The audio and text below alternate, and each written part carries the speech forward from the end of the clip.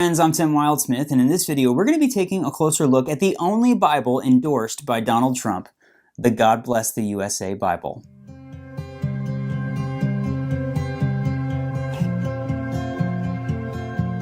Okay, if you're new here, my name's Tim, and one of the things I do on my channel is review Bibles. So as you can imagine, a few days ago, Donald Trump goes online, posts this video promoting the God Bless the USA Bible, and my phone absolutely blew up. People were sending me DMs, text messages, getting phone calls from friends and family going, hey, have you seen this? Like, this is going viral. And yeah, you know, it became a global news story in just a matter of hours.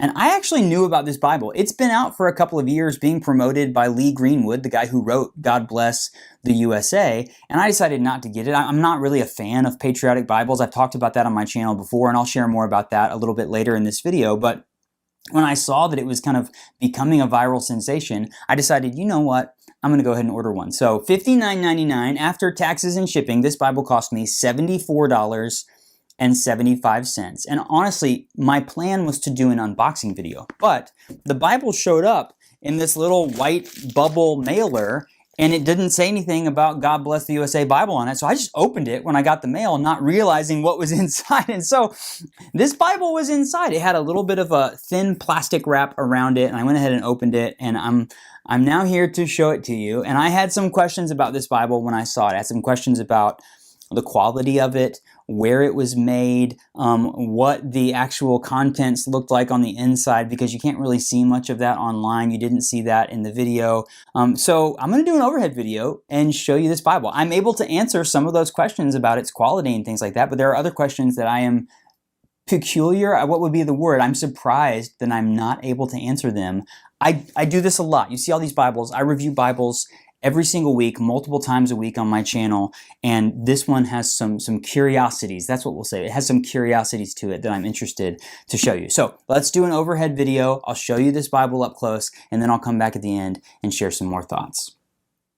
Okay, it doesn't come with a box or anything. It just came wrapped up in a little bit of plastic. You see it says Holy Bible on the cover, God Bless the USA, and then it has like the American flag. It is kind of debossed into there, so you can feel the texture of it.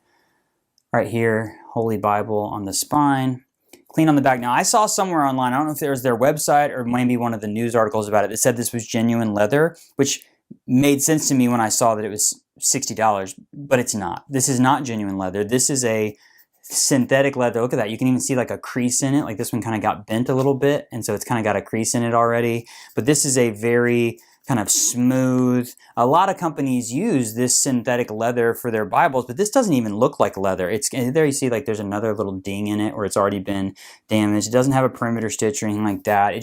Honestly, it feels pretty fake and cheap to me. So that shocks me that the Bible was $75 shipped, because most publishers with their synthetic leather Bibles are going to be like 30, 40 bucks at most. Sometimes you can get them for like under $20. So, but I mean, just like overall, that's what it looks like. It's kind of a nice thin line. It's about 1 inch thick, and then it's right at 6 by 9 inches tall. So it's kind of a standard kind of large print thin line Bible size. It's got a single ribbon, which looks nice. It's like a gold double-sided ribbon, and it's got some gold gilding on the pages, which looks pretty nice and steady, which, I mean, there's a couple of marks in there you can see in there straight out of the box, but that part of it looks pretty nice. It's a paste down liner, so you see the end sheets there. It's kind of a marbled yellow look.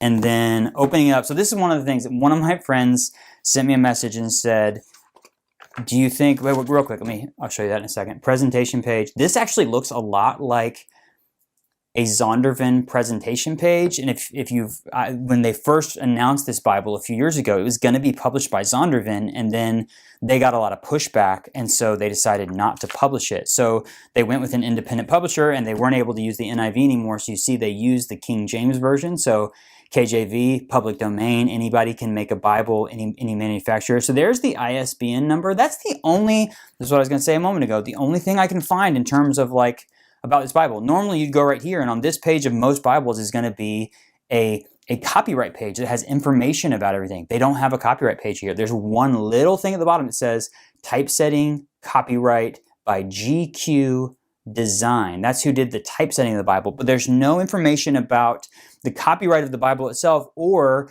what you also see on a page like that is where it was printed. A lot of Bibles like this are printed in China, and I would be shocked if Donald Trump was promoting a Bible that was printed and bound in China. But I literally can't find it. I looked on their website. It says nothing about where it was printed. That is a little bit suspicious to me, that they're not telling us where these Bibles were printed, which makes me think that it's definitely not in the United States, because I think they would proudly put that in here if it was, and that it's likely somewhere in Asia, particularly probably someplace like China. So, and then you go straight into the Bible. There's not a preface, there's not anything. It just goes straight into the Bible. You can see it's a 2-column, verse-by-verse typesetting.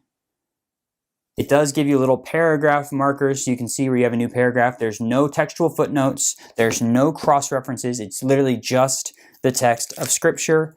And I would say it was just like kind of opening that up. It does open, by the way, this Bible does open really flat. Like, it's very nice and flat. It's kind of like that part of it's nice. I would say that when I look at this Bible, the typesetting is difficult to read for a couple of reasons. One, it is a large print. I would guess that this is about a 10 or 11 point typeface, but it's very thin paper. There's a lot of ghosting or bleed through or show through from the other side of the page, so that can be a little bit distracting. The paper is very thin, but also the words are just jam-packed onto the page. It's very tightly put in there, and so it's not a comfortable reading experience, just in terms of like the space between the lines, the space between the letters, the things like that. It just feels like it's kind of jammed in there. So it's not a super comfortable reading of the Bible. Then you get into the Psalms. Like the poetic sections are the exact same. They don't give you like a poetic typesetting. Everything looks identical. And then you get into the New Testament, and the only thing that changes is that it becomes a red letter Bible. And you can see there, it's kind of a faded, kind of pinkish red letter for the words of Christ. Really, I mean, none of the pages are sticking together too bad. And then you go straight through, again, you go straight through the Bible. You end in Revelation, and the last page of Revelation is side by side. Now we're going to do like a glossier cardstock